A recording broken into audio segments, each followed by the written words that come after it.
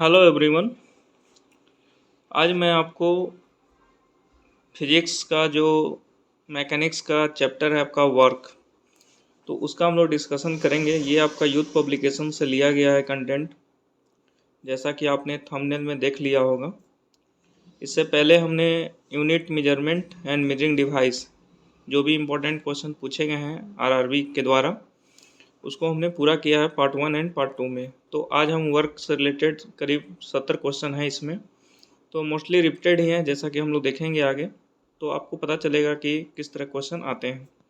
ठीक है, तो हम लोग शुरू करते हैं। ओके, तो पहला क्वेश्चन कहता है which of the following only gives magnitude and no direction. तो मैग्नीट्यूड केवल देता है और डायरेक्शन नहीं देता है। इसका मतलब हमें स्केलर क्वांटिटी को निकालना है, स्केलर जो भी इसमें होगा। Momentum, displacement, work, force. तो अब आप देख सकते हैं डिस्प्लेसमेंट वेक्टर है, फोर्स भी वेक्टर है, मोमेंटम भी वेक्टर है। ठीक है, बाई फार्मूला के जब पुट करेंगे तो आपका वर्क यहाँ आंसर हो जाएगा सी नंबर। सी क्या है आपका स्केलर क्वांटिटी है, इसका कोई डायरेक्शन नहीं होता है। ठीक है, work is a scalar quantity because it is the dot product of two vectors, force and displacement.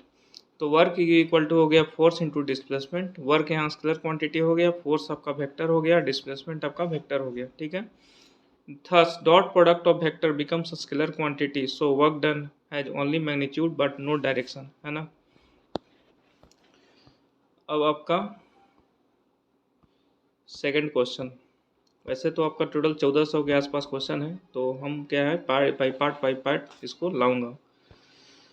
कहता है which of the following can do more work. चार ऑप्शन देगा कि ए रेज्ड हैमर, अगर हैमर को ऊपर उठाए हैं तो, या bullet fired from the gun, या मूविंग स्टोन, स्टोन अगर मूव कर रहा है, या रोटेटिंग व्हील। ओके, तो किस में ज़्यादा वर्क होगा। तो वर्क इज इक्वल टू क्या होता है आपका फोर्स इंटू डिस्प्लेसमेंट। ठीक है, तो bullet fired from the gun, ये जो है ना ये ज़्यादा आपको वर्क देगा। ठीक है, ये bullet fire from the gun है मैक्सिमम वर्क। क्यों, इसका वेलोसिटी ज़्यादा होगा और सभी के कंपेयर में। नेक्स्ट कहता है आपका कि वर्क, इन वर्क ऑप्शन कहता है there is no direction only है मैग्नीट्यूड। बिल्कुल सही बात है, पिछला भी आपने देखा होगा 100 क्वेश्चन में यही था कि इसका डायरेक्शन नहीं है, ओनली है मैग्नीट्यूड। ठीक है, तो सेम वही कंक्लूजन इसमें भी लिखा हुआ है कि work is a scalar quantity because it is a dot product of two vectors. Work, force into displacement, scalar vector. Okay, vector quantity के लिए एक और इम्पोर्टेंट है कि आपका ट्रायंगल लॉ को फॉलो करना चाहिए। ठीक है ना, केवल डायरेक्शन होगा तो वेक्टर होना इम्पोर्टेंट नहीं है, ट्रायंगल लॉ को फॉलो करना चाहिए। अगर इलेक्ट्रिक करंट की बात करें तो उसमें मैग्नीट्यूड और डायरेक्शन दोनों है, लेकिन क्या वेक्टर क्वांटिटी है, नहीं। क्यों, क्योंकि ट्रायंगल लॉ को फॉलो नहीं करता है। तो इस चीज़ को ध्यान रखेंगे आप। नेक्स्ट कहता है कि force of 20 newton displace an object through 2 metre and does a work of 20 joule.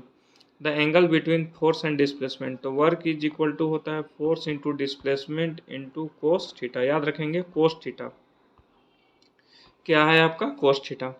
तो अब गिवन क्या दिया हुआ है, फोर्स दिया हुआ है आपको, वर्क दे दिया है, और आपका जो है डिस्प्लेसमेंट भी दे दिया है। तो यूनो फार्मूला लगा देंगे F dot d cos theta, क्योंकि डॉट प्रोडक्ट है। तो यहाँ से सारा वैल्यू पुट करेंगे तो आपको थीटा का वैल्यू निकल जाएगा, तो थीटा आपका हो जाएगा 60 डिग्री आंसर। ओके, कहता है कि porter raise 12 kilogram object from surface of earth and put object इतना metre above from the surface on the head, calculate the work done on the object. तो सेम प्रोसीजर यहाँ भी लगेगा, W equal to F dot S cos theta. ठीक है ना, तो question कहता है कि raise 12 from the surface of the earth. अगर सरफेस ऑफ द अर्थ है तो ऊपर क्या किया कि 12 kg का ऊपर उठा लिया। ओके, कहता है कि put object under 1.5 metre above from the surface of head, 1.5 metre मान लेते हैं ये। Calculate the work done on the object. तो क्या डिस्प्लेसमेंट यहाँ है, डिस्प्लेसमेंट नहीं है। ठीक है, तो अब कह रहा है calculate the work done on the object. तो अब यहाँ पे फॉर्मूला लग जाएगा आपका MGH।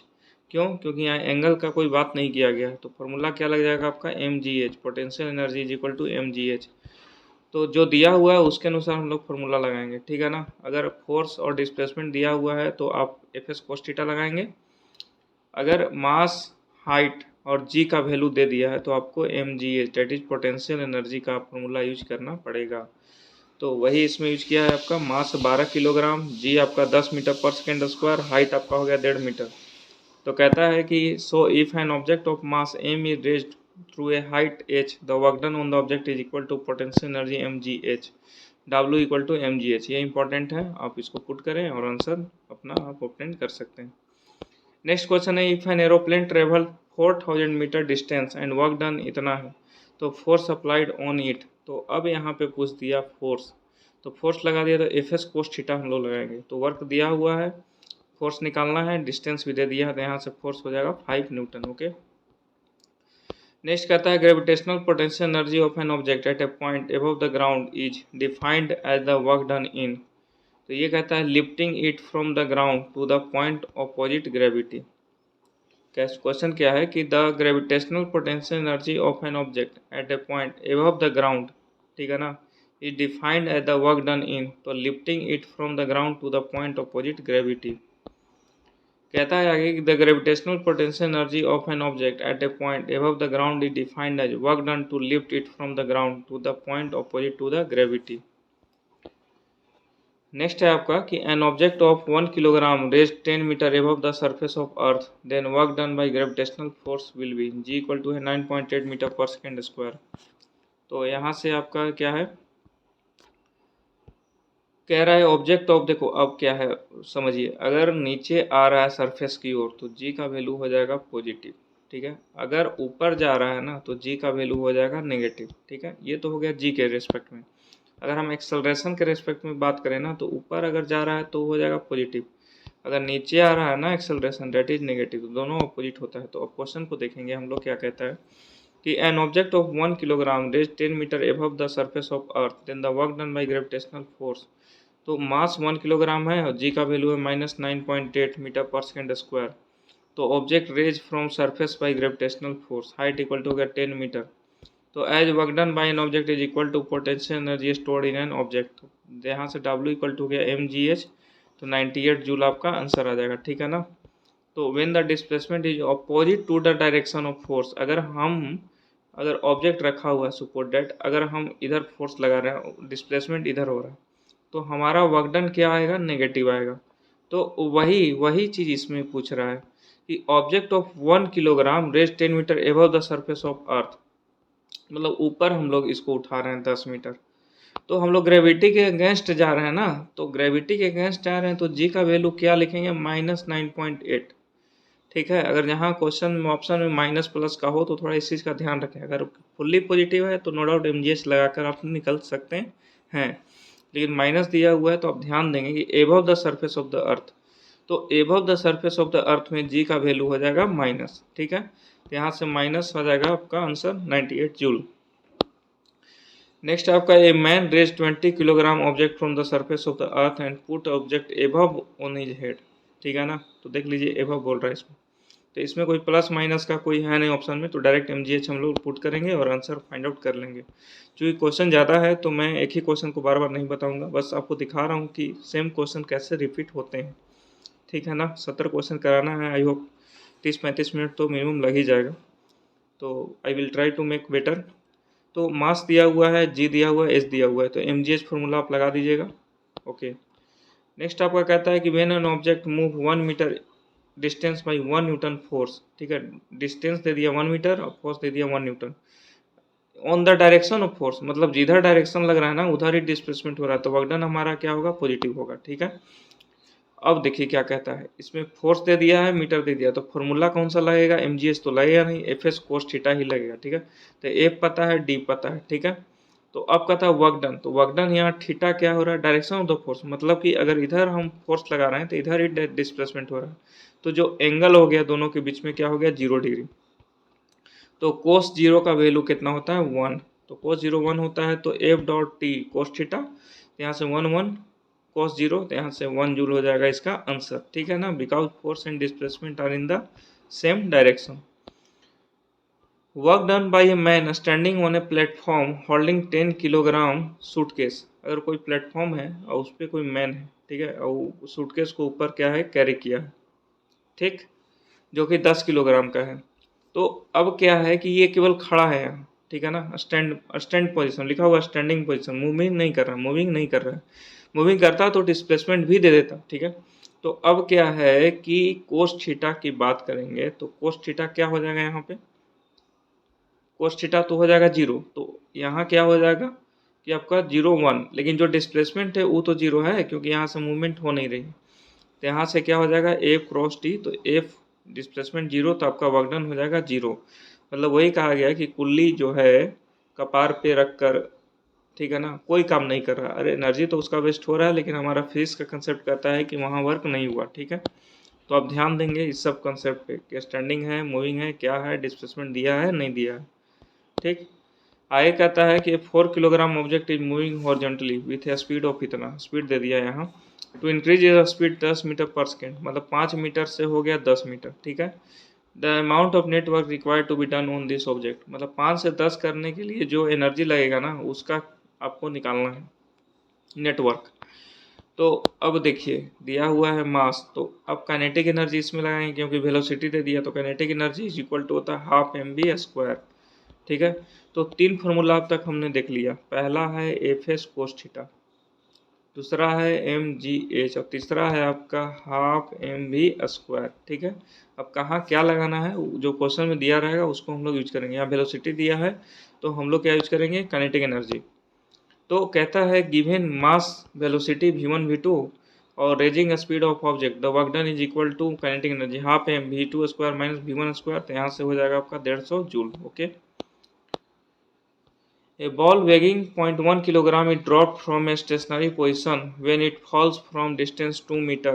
Then what will be the work done by the force of gravity? तो देखिए क्या कह रहा है कि बॉल वेटिंग 0.1 किलोग्राम, बॉल यहाँ है, ठीक है, ड्रॉप फ्रॉम स्टेशनरी, ड्रॉप किया गया मतलब नीचे की ओर गिराया गया, तो अब क्या होगा यहाँ पॉजिटिव होगा जी, ये तो पता चल गया हमें। डिस्टेंस कितना दिया हुआ है, ये आपका 2 मीटर दिया हुआ है। तो अब मास भी दिया हुआ है आपका 0.1 किलोग्राम, तो एम जी और एच तीनों मिल गया, तो पोटेंशियल एनर्जी फाइंड आउट कर लेंगे। तो पोटेंशियल एनर्जी जब भी आएगा तो पॉजिटिव आएगा इसमें, क्योंकि ऊपर से नीचे गिर रहा है, तो नीचे गिर रहा है तो पॉजिटिव जी। तो आप देख सकते हैं ग्रेविटी एक्सेलरेशन 9.8 हो गया, मास हो गया 0.1 किलोग्राम, टोटल हाइट 2 मीटर। तो यहाँ से W इक्वल टू हो जाएगा आपका 1.96 जूल। नेक्स्ट कहता है when the force exerted on an object then the work done will be 0 if its displacement. अब नेट वर्क डन 0 करना है तो डिस्प्लेसमेंट हमको 0 करना पड़ेगा। क्लियर पूछा है डिस्प्लेसमेंट क्या होगा, अगर फोर्स को भी 0 कर देंगे तो भी 0, अगर एंगल 90 डिग्री होगा तो भी 0, तो डिस्प्लेसमेंट 0, ठीक है, डी नंबर। ऑब्जेक्ट है डिस्प्लेसमेंट 0, नेटवर्क 0 हो जाएगा यहाँ से, ओके। आगे कहता है आपका कि बॉय जो है raise a box with a weight of 120 newton, weight दे दिया यानी 120 न्यूटन, ठीक है ना। तो थ्रू ए हाइट 2 मीटर दो वर्क डन, तो वही है वेट, मतलब क्या हो गया, वेट बराबर होता है mg, तो mg पता है और हाइट आपका दे दिया 2 मीटर, तो mg का फॉर्मूला लगाइए और आप आंसर लीजिए। Capacity of doing work, capacity of doing work को क्या बोलते हैं दोस्तों, एनर्जी। हाँ यही चीज़ जानना चाहता था कि आखिर वर्क और एनर्जी दोनों का यूनिट एक ही है जूल, तो आखिर दोनों में डिफरेंस क्या है ना। जो काम कर रहे हैं वो हो गया वर्क, ठीक है, जो अभी तक काम हो रहा है काइनेटिक एनर्जी, पोटेंशियल एनर्जी और एफ एस कोस थीटा को यूज करके, लेकिन किस कैपेसिटी से आप काम कर रहे हैं ना वो हो जाएगा आपका एनर्जी, ठीक है। Energy defined as capacity to do work. अगर हम पावर की बात करेंगे तो रेट की बात आ जाएगी, रेट ऑफ डू वर्क, किस रेट से आप काम कर रहे हैं यानी पर सेकेंड, ठीक है। तो वर्क एंड एनर्जी है सेम यूनिट, जूल होता है, ठीक। तो एनर्जी यार scalar quantity, work and energy आपका स्केलर क्वांटिटी, तीन चीज इसमें पता चला कि एनर्जी क्या है capacity to do work, work energy का यूनिट सेम होता है जूल, और दोनों क्या स्केलर क्वांटिटी है, ओके। नेक्स्ट है आपका 116 क्वेश्चन, कहता है कि if the value of work is positive then kinetic energy of the body at, अगर वर्क पॉजिटिव है तो kinetic energy of the body क्या होगा, तो decrease his energy, it's value will be 0, he will stay, या increase his energy. तो अगर kinetic energy की बात करें तो हाफ mv² होता है, ठीक है। तो अगर वर्क को पॉजिटिव करना है तो अब क्या है कि v1 जो दिया हुआ है जो v2 होगा, ठीक है ना, तो v2 हमेशा बड़ा होगा तभी तो चेंज हमेशा पॉजिटिव आएगा। तो पॉजिटिव लाना है तो कहीं ना कहीं काइनेटिक एनर्जी में आपका जो है इंक्रीज करना पड़ेगा एनर्जी को, नहीं तो पता चला V1 V2 दोनों सेम है तो यानी हो जाएगा वर्क आपका जीरो। अगर V1 ज़्यादा है V2 कम है तो वर्क हो जाएगा आपका नेगेटिव। तो यही था कंसेप्ट इसमें कि if work done by conservative force is positive, ठीक है, तो F dot S greater than zero, thus one component of force is along the direction of displacement, ठीक है। Thus, a speed of object tends to increase as the force continue to be applied on the object since the total energy is increased. Okay. Next कहता है which of the following position is no work done, कौन सा इसमें है चार option में जो work done नहीं हुआ है। तो कपिल स्टैंड विथ है weight of 10 kilogram, Kapil ji हैं ये, और ये क्या है कि 10 किलोग्राम का उठा के और खड़े हैं, ठीक है, स्टैंड है। तो पहले ही बताया था कि जो पुल्ली होता है वो कोई काम करता नहीं है, ठीक है, तो ऐसा फिजिक्स का था, तो ए नंबर ऑप्शन हो जाएगा। सचिन वॉक 4 किलोमीटर, सचिन क्या है 4 किलोमीटर चला है, तो वर्क तो हुआ है इसमें। पोर्टर कैरी वेट फ्रॉम बस टू कार, बस से कार लाए, डिस्प्लेसमेंट है। Arun play cricket on the field, इसमें भी वर्क है, तो आपका आंसर हो जाएगा आपका ए नंबर, ठीक है। तो कहता है कि Kapil is standing on the shoulder, ठीक है, carrying a weight of 10 kilogram, it is clear that the length of the displacement is zero, so work done by Kapil will be zero. अगला कहता है कि work done by the force is positive, अगर work done force का positive है तो इसका मतलब जिधर हम डिस्प्लेसमेंट चाहते हैं उधर भी फोर्स लगा रहे हैं, ठीक है ना, या जिधर फोर्स लगा रहे हैं उधर ही डिस्प्लेसमेंट हो रहा है, तो हमारा वर्क डन क्या हो जाएगा पॉजिटिव। तो चारों ऑप्शन देखते हैं हम लोग। डिस्प्लेसमेंट होकर इन द डायरेक्शन ऑफ फोर्स, बिल्कुल सही बात है, डिस्प्लेसमेंट इज नहीं, ये गलत बात हो जाए। देयर इज नो डिस्प्लेसमेंट, बिल्कुल गलत बात है, डिस्प्लेसमेंट होकर इन अपोजिट डायरेक्शन, ठीक है। तो आप समझ गए होंगे इतना जो क्वेश्चन हमने कराया है, तो आपको क्वेश्चन उसी फॉर्मेट में आ रहा है, ठीक है। तो एक बार आप कंसेप्ट को जान लें, उसके बाद आपको क्वेश्चन बनाना आसान हो जाएगा, ठीक है। तो डिस्प्लेसमेंट होकर इन द डायरेक्शन ऑफ फोर्स कहता है कि पॉजिटिव वर्क क्या होता है, नेगेटिव वर्क क्या होता है, जीरो वर्क क्या होता है। इस चीज़ को मेंशन कर लेंगे आप नोट्स में कि when force and displacement are in same direction, ठीक है ना, same direction, the work performed on the object is said to be positive work.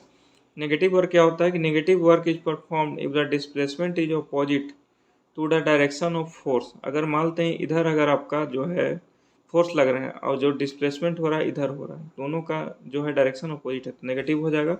और जीरो का मतलब हो गया कि दोनों परपेंडिकुलर लाइक पुल्ली, तो उसमें वर्क डन हो जाता है जीरो, डिस्प्लेसमेंट जीरो होगा तो, या कोस थीटा आपका 90 डिग्री होगा, दैट इज परपेंडिकुलर।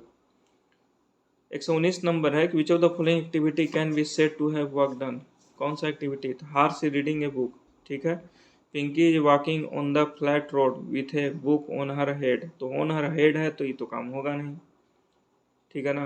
क्या कह रहा है कि activity can be said to have work done, तो Harsh is reading the book, तो रीडिंग द बुक इसका मतलब कह रहा है कि एक जगह खड़ा होगा ही, ठीक है, या बैठ के पढ़ रहा हो, डिस्प्लेसमेंट हो गया जीरो, वर्क डन नहीं होगा।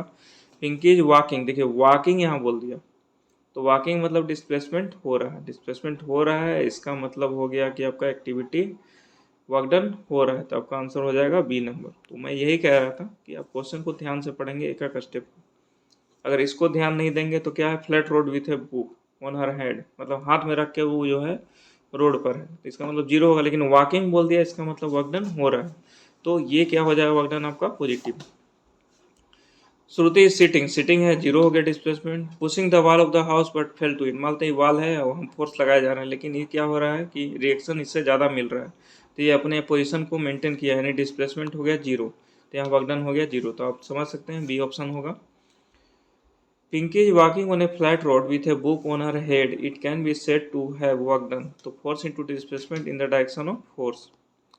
नेक्स्ट आपका है 120 नंबर की porter lift 500 newton up to a distance of 100 metre, work done by the porter.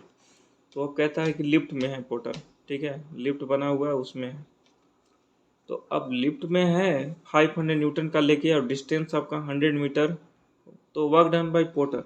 तो अगर लिफ्ट की बात करेंगे वर्क डन बाय लिफ्ट, तो लिफ्ट का तो निकल जाएगा mgh, कि मास mg का वैल्यू दे दिया है 500 न्यूटन और h का वैल्यू दे दिया 100 मीटर, तो लिफ्ट में इतना काम किया।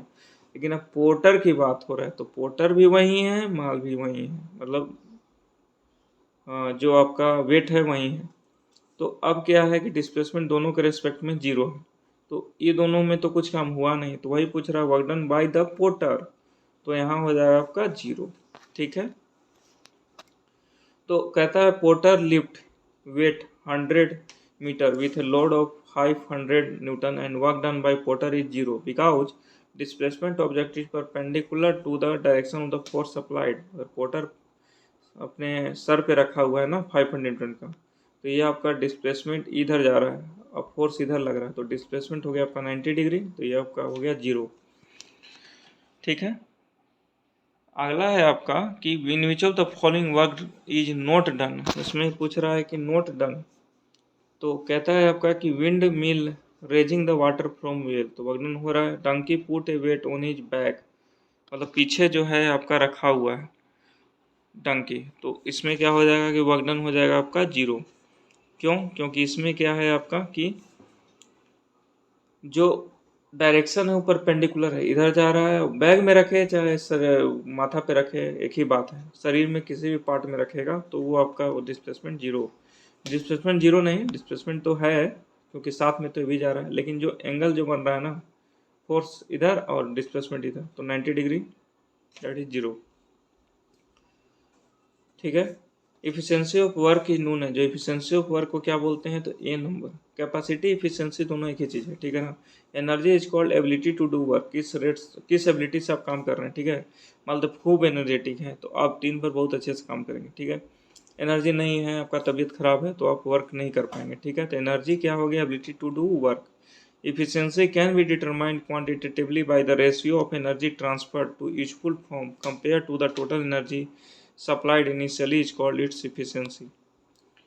आगे है कि if the work done is 0, ठीक है, then the angle between the force and displacement, work done 0 compulsory बोल दिया, तो इसका मतलब है कि जो 90 डिग्री बना दीजिए cos थीटा, तो आपका हो जाएगा आंसर आपका 0। ठीक है, तो in the case of 0 angle the angle between the displacement and force is 90 degree. ठीक है, 124 कहता है कि 20 न्यूटन फोर्स है acting on a body, body moves 4 metre in the direction of applied force. अब देखिए पॉजिटिव वर्क हो गया, मतलब कि इधर फोर्स लगा रहे हैं, इधर ही डिस्प्लेसमेंट हो रहा है 4 मीटर, तो सीधा हो गया आपका एफ एस कोस थीटा। ठीक है ना, डायरेक्शन सेम है तो कोस थीटा का वैल्यू 0 डिग्री हो गया, और चूंकि पॉजिटिव वर्क हो गया क्योंकि डायरेक्शन ऑफ द फोर्स है। Worker take 15 kilogram object and put the object 1 metre above on his head, देखो अब वही बोल दिया एबव ऑन हिज हेड, ठीक है, from the surface of the earth, work done by the worker. अब ध्यान से पढ़िएगा इसको कि वर्कर जो है ना 15 kilogram object and put the object 1 metre above on his head, मतलब ऊपर रखा हुआ है, from the surface of the earth, ठीक है, तो work done by the worker. तो अब इसमें मास का वैल्यू दे दिया है और आपका क्या दे दिया है कि 1 मीटर हाइट का वैल्यू दे दिया है एच।